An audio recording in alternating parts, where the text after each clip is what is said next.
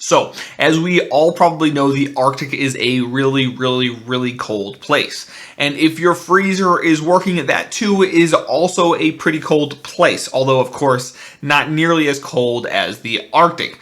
But what about a freezer that is meant to freeze the Arctic? How cold is that? Well, today we're taking a look at the Arctic Freezer 34 eSports Duo. Arctic Freezer. Get it, right? Does it live up to its name? Let's find out.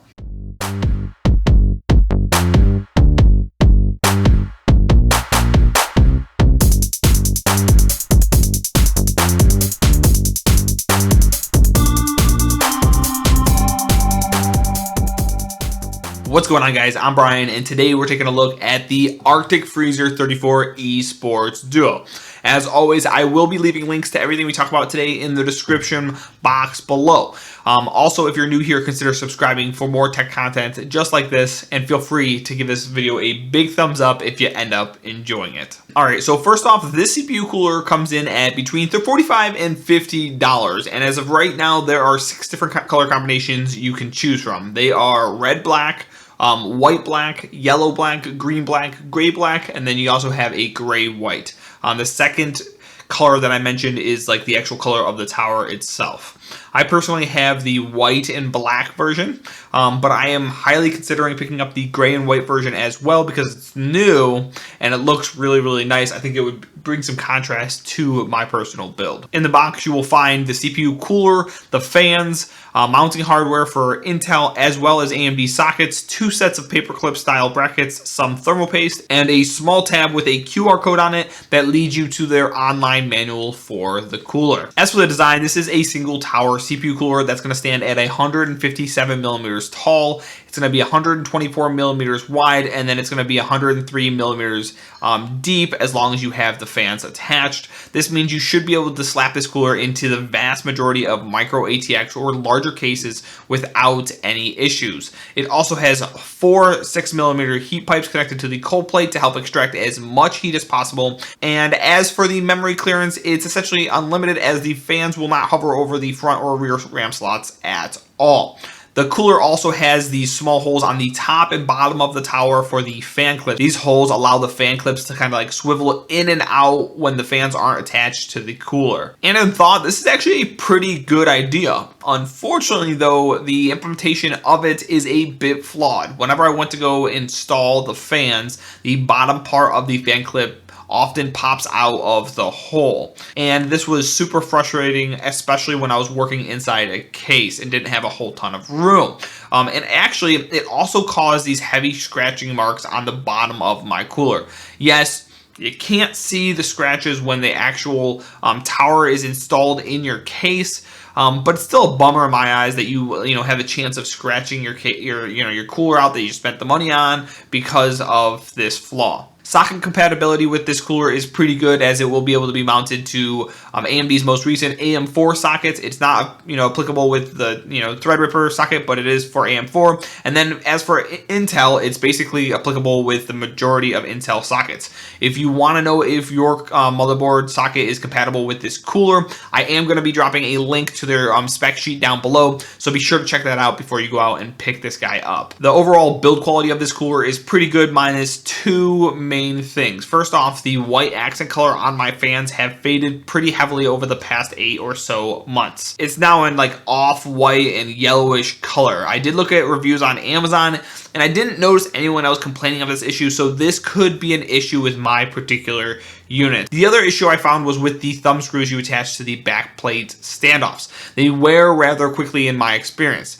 This is probably going to be a non-issue for the vast majority of consumers, but for someone like me who is swapping between coolers pretty often for testing, it's actually a pretty big deal. I do imagine that since there is a 10-year warranty on this product, Arctic would be glad to send you more thumb screws if you end up stripping them, but I actually haven't tested that yet, so I can't confirm it. Now, as for the installation process, it can be a little bit tricky. In fact, most of the negative reviews I read on Amazon were because of the installation process. Either the individual couldn't get the thumb screws to thread properly, or the fan clips were causing the person a massive headache, which I experienced both of these issues while using and installing this cooler. But I do kind of have a fix for the thumb screw issue that we'll go over in just a second. Before I do that, I'm going to run you guys through like the actual installation process for an AIM-4 socketed CPU. If you are looking for a guide on an Intel socket, I don't have a board to show you. So what I'll be doing is I'll be leaving resources in the description box below that will show you exactly what you need to do to install on an Intel-based CPU. All right, so first off, you're gonna need to prep your motherboard. If you still have these black brackets attached to your backplate, go ahead and remove them by unscrewing these two screws. Now find the standoffs, and while holding your backplate up against the motherboard, screw the standoffs in. Make sure to screw the groove side down. So the groove side is the side that you want to actually screw into your backplate. Now grab your cooler and attach the brackets faced inward with these small screws. Add a small pea-sized ball of thermal paste onto the CPU. Remove the protective plastic on the bottom of the cooler and gently lay the CPU cooler onto the CPU. Be sure to line up these standoffs with the holes on the attached CPU cooler bracket. Now push up the backplate and thread the thumb screws on. Make sure you get them all started first and then tighten them with a screwdriver in a crisscross pattern. Go ahead and pop the fans on, plug them into your CPU fan header, and then you're done. That's it. Okay, so a couple comments on the installation process before we move on. First off, it's really nice to see Arctic use the default AMD backplate. This backplate is super nice and it's very sturdy. And quite frankly, I wish all aftermarket coolers, especially budget ones, would utilize this backplate. The other comment I had is in regards to threading the thumb screws onto the standoffs. And as I just said, this is one of the biggest complaints I noticed in negative Amazon reviews. So the key to getting them to thread easily is to push the backplate up against the motherboard. If you don't do this, the threads won't stick out enough and you will have a terrible time trying to get the thumb screws to thread. All right, now that I showed you how to install the cooler, let's get into the two things that you are probably most interested in. How loud does the cooler get and how well does it cool your CPU? Well, to answer the first question, here is a quick noise test for you.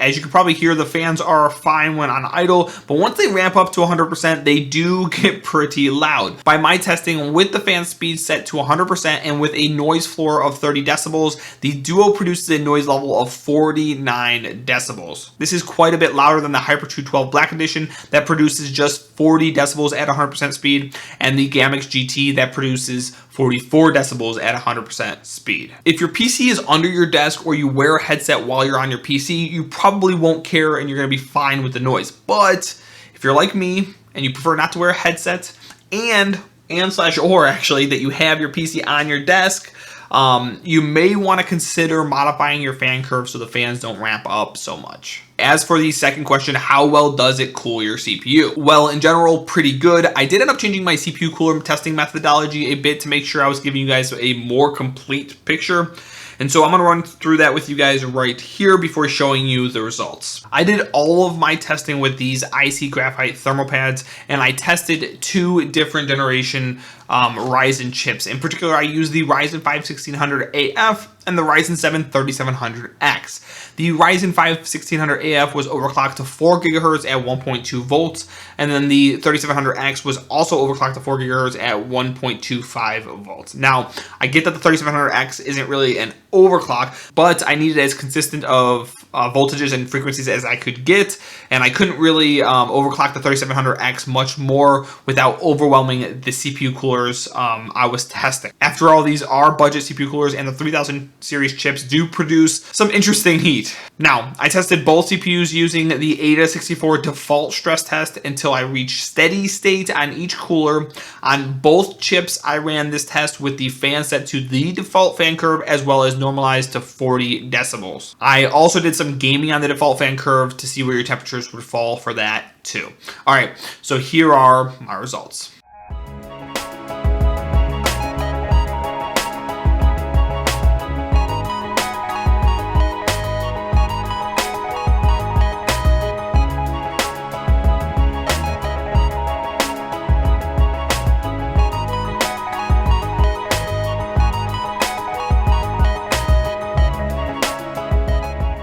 As you saw from the results, the Arctic Freezer 34 eSports Duo ran the table in every single test we did. But there is one thing that caught my eye in my testing. I had actually expected to see a major drop in performance on the Duo when we did the noise normalized testing. This was not the case. Even normalized to 40 decibels, the Duo outran the competition.